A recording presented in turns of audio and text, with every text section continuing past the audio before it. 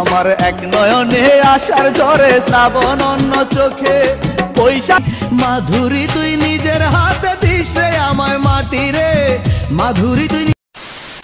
বাংলাদেশের 90 দশকের একজন অন্যতম জনপ্রিয় গুণী কণ্ঠশিল্পী হচ্ছে শান্ত।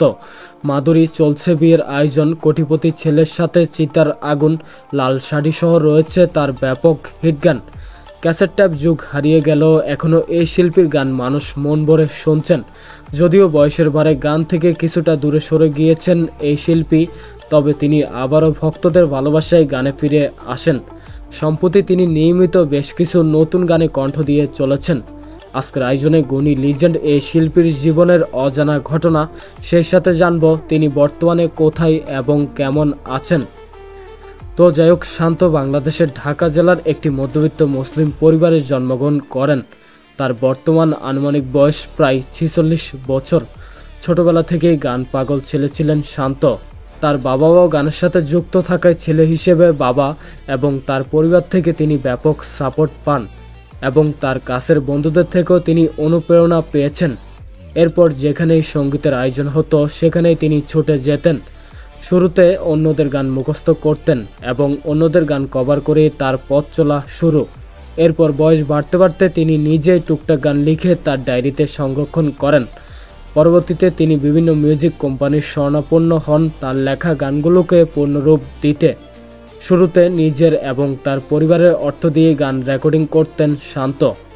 এরপর হাটঘাট শহরবন্দর দেশ বিদেশে তার কণ্ঠ ছড়িয়ে যায়, আর তখন তিনি দেশের শীর্ষ মিউজিক কোম্পানিগুলো থেকেও ব্যাপক ডাক এবং সাড়া পান।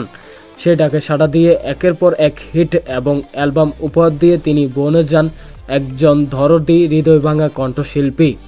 আর সেই 90 দশক ক্যাসেট ট্যাপ, সিডি বিসিডি যুগে যার রাজত্ব ছিল অবিস্মরণীয়, এবং ক্যাসেট ট্যাপ যুগের সেই সময় শান্তর মতো কিছু প্রতিভাবান কণ্ঠশিল্পীর দখলে ছিল পুরো মিউজিক ইন্ডাস্ট্রি। 90 দশক শেষ হলেও আজও তার পুরনো গানগুলো বর্তমান তরুণদের কাছেও সমান জনপ্রিয়। মাঝখানে ক্যাসেট সিডি যুগের চল উঠে যাওয়ার কারণে গান থেকে ছিটকে পড়েন এই কণ্ঠশিল্পী। তবে ভক্তদের ব্যাপক ভালোবাসা আর অনুরোধে তিনি আবারও সক্রিয় হয়ে উঠেছেন এবং ভক্তদের নতুন গান উপহার দেওয়ার প্রতিশ্রুতি জানান। আসলে সময়ের সাথে সাথে সব কিছুর পরিবর্তন হয়, তেমনি তার সুরের কিছু পরিবর্তন লক্ষ্য করা যায়। তবে ভালো লাগার বিষয়, এই বয়সে এসেও তিনি তার সঙ্গীত ক্যারিয়ার কন্টিনিউ করছেন, যা আসলেই প্রশংসনীয়। তার জনপ্রিয় হিট গানের মধ্যে রয়েছে ও পাশানি, লাল শাড়িটা, মাধুরী, কোটিপতি ছেলের সাথে, চলছে বিয়ের আয়োজন, পিয়ে গেছে মোরে, কথা রাখলে না, পিয়া স্মৃতি সহ আরো অসংখ্য গান। কোটিপতি ছেলের সাথে প্রিয়ার বিয়ের আয়োজন, আমাকে করেছে তাই ভেঙেছে চৈত্রের খরা বুকে ওগো পাশানি।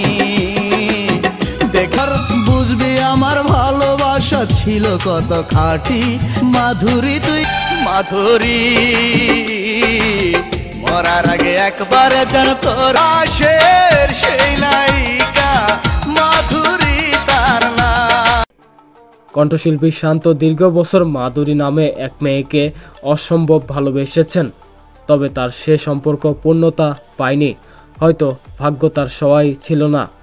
তবে মাধুরীকে তিনি আজও ভালোবাসেন। দীর্ঘ 22 বছর পর তিনি মাধুরীর সাথে দেখাও করেছেন। এমনকি মাধুরীর শিরোনামে তার কিছু অ্যালবাম এবং গান রয়েছে। নতুন প্রতিভাবান কণ্ঠশিল্পীদের উদ্দেশ্যে তিনি জানান, এমন কিছু গান তৈরি করো যা মানুষ যুগের পর যুগ মনে রাখে। হুটহাট বেশি গান তৈরি না করে ভালো কথা সুরে অল্প গান করো, তাহলেই ভালো কিছু হবে। আর শুধুমাত্র ভাইরালে পড়ে না থেকে নিজস্বতা দিয়েই গান করলেই সফলতা নিশ্চিত। এই শিল্পীর সবচেয়ে ভালো লাগার বিষয় সম্পর্কে তিনি বলেন, সেই ক্যাসেট ট্যাপ যুগ আজ নেই, তবে এখনও যখন আমি স্টেজ বা টেলিভিশন প্রোগ্রামে যাই, ভক্তদের যে পরিমাণ সাড়া পাই তা অবিশ্বাস্য। ভক্তরা আমাকে কাছ থেকে দেখতে পেরে মহা খুশি। অনেকে আবার ভিড় করে আমার সাথে একটি ছবি তুলতে। এই বিষয়গুলো আমার কাছে আনন্দদায়ক। তাদের এই ভালোবাসা আমার জীবনের পাওয়া সেরা উপহার। যাই হোক, তিনি জীবনের শেষ পর্যন্ত গানের সাথে যুক্ত থাকার কথা জানান। তার নিজস্ব ফেসবুক আইডিতে তিনি নতুন গান এবং কাজের আপডেট শেয়ার করেন নিয়মিত। গুণী শিল্পীর ব্যক্তিগত জীবন এখনও পুরোপুরি আড়ালে। ফ্যামিলি পরিবার সম্পর্কে তেমন কিছুই তিনি শেয়ার করেননি। যাই হোক, বর্তমানে গান করেই চলছে তার সংসার জীবন। তিনি তার পরিবারকে নিয়ে ঢাকা শহরে বসবাস করছেন এবং বর্তমানে সুস্থ আছেন।